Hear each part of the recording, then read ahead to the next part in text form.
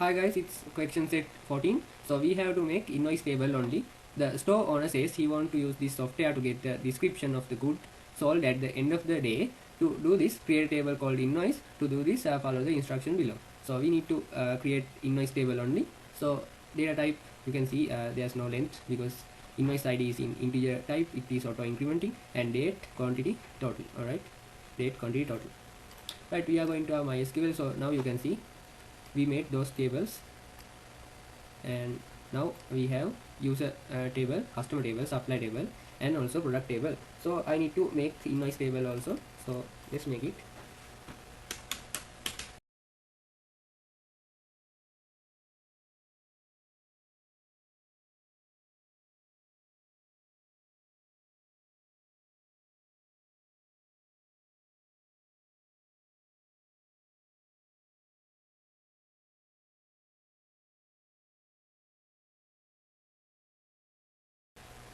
We made it.